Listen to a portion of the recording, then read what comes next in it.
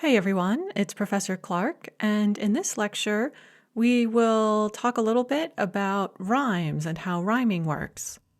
Also, if you hear some faint snoring in the background, that's the little puppy I have snoring at my feet right now. So apologies ahead of time if you hear vague puppy noises in the background of this video. Let's start off with a definition of what is rhyme. And I think most of us know instinctively as soon as we hear a rhyme, but just to make sure that we all understand what rhyme is. Rhyme technically is when two words have very similar sounds, especially when the ends of the words sound the same. So, for example, in English, the words schooner and sooner form a rhyme pair. They both end with the ooner sound. Humans love wordplay and sound play. That's one of the things we just enjoy doing. And so rhyme is part of that. And it also helps anchor lines of poetry and song to make them, so it provides this double service where you remember things more easily if they're in rhyme, and they also jump out at you more when they're in rhyme.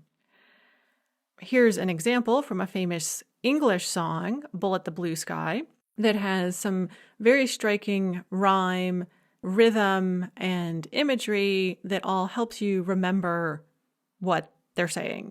And the verse goes, "In the locust wind comes a rattle and hum. Jacob wrestled the angel, and the angel was overcome.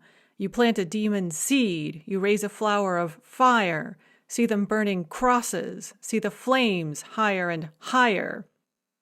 And it's not classical Russian metered poetry, but it does have this very strong rhythm with a tendency to have a strong stress on the third and the last syllables.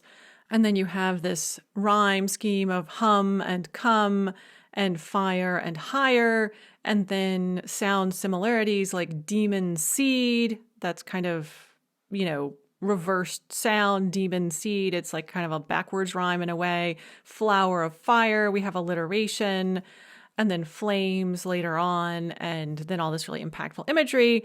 So this is a much more impactful way to say, if you do bad things, even worse things will happen, which is basically what the verse is about. But because of its use of rhyme, rhythm, and imagery, it sticks in your mind much more than just saying if you do bad things, even worse things might result from it. So this is one of the functions of rhyme. It anchors things in your mind. And so we naturally actually tend to use it when we're composing things that are meant to be spoken aloud. There are 3 basic types of rhyme, depending on where the stress falls. And once again, we can never, never, never get away from stress. We are always going to have to think about stress. And rhyme helps us understand where the stress goes.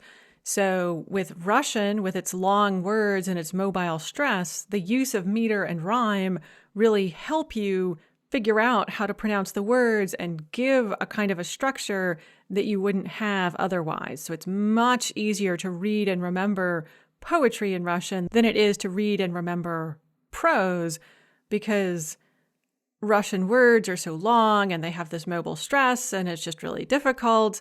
But with meter and rhyme, it gives you this structure that enables you to remember how things sound, and so it's much easier to pronounce and remember.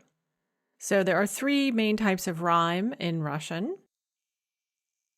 The first is masculine rhyme, which is when the stress falls on the last syllables of the rhyming lines. For example, «Вздыхать и думать про себя, когда же черт возьмет тебя?»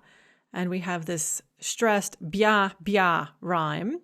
And in classical Russian verse, these open syllables, if they rhyme, the preceding consonant should also match. So technically, you should have bya, that's fine, that's correct. Pushkin knew what he was doing.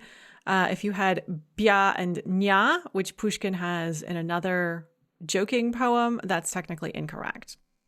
So here we have this masculine rhyme, sibya, tibya.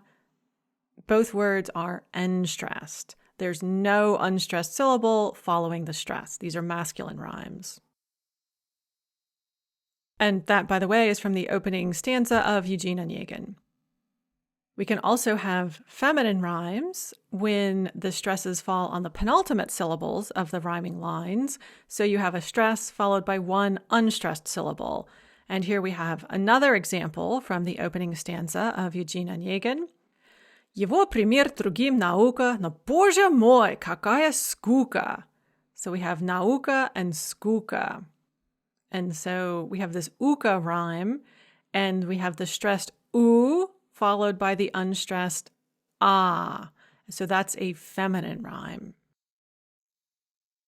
You can also have dactylic rhymes, which are sometimes called hyperfeminine rhymes. And this is when the stress is followed by two unstressed syllables. So the line ends in a dactylic foot. And we have an example here from Marina Tsvetaeva's Podruga cycle, where we have alternating masculine and dactylic rhymes in this poem. So it goes, «Хочу зеркало, где муть, и сон туманящий. Я выпитать, куда вам путь, и где пристанище». And so we have this masculine rhyme, mut and put, and we have this dactylic rhyme, tubanishi and pristanishi. And she's playing around a little bit there. Tumanishi and pristanishi basically rhyme, but they're not like super, super, super perfect rhymes. But she played around with these not super perfect rhymes in a way that Golden Age poets didn't normally do, but she was Silver Age. She was from the early 20th century, and they were experimental. And so she's got a slightly less perfect rhyme than Pushkin would have used normally. But nonetheless, we have this alternating masculine and dactylic rhyme scheme here in this poem. And finally, we need a way of indicating rhymes. And the shorthand for indicating rhymes when we are writing out a rhyme scheme is to use lowercase letters for masculine rhymes, uppercase letters for feminine rhymes, and then for dactylic rhymes, which are much less common, you could use, for example, a double letter, such as AA or BB, or people will frequently use an uppercase letter followed by an apostrophe. So, for example, uppercase A apostrophe indicates a dactylic rhyme. And I have an example here from the opening lines of Eugene Onegin. So we have «Мы дядя самых честных правил», and that is a feminine line. So we have uppercase A. «Когда не в шутку за не мог». There we have a masculine line, so lowercase b. And then line 3. «Он уважать себя заставил». Here we have заставил rhyming with правил. So now we have this feminine rhyme pair. I mark it again with an uppercase A. And then the fourth line, «И лучше выдумать не мог». And we have the second part of the rhyme pair, за не мог and мог. And this is a masculine rhyme pair, and so I mark it again with a lowercase b. So if you listen to the rhyme again, you can hear «Мы дядя самых честных правил, когда не в шутку за не мог. Он уважать себя заставил, и лучше выдумать не мог». You have this правил, заставил, за не мог, не мог. Again, we see the very rich, close rhymes that Pushkin used that were considered appropriate for his time and a sign of really good rhyming, and he was very accomplished at creating these very similar sounding rhymes. 100 years later, poets like Tsvetaeva would be experimenting with using looser rhymes that didn't rhyme so exactly. But either way, what you have is a rhyme, and different poets in different eras will experiment with different things.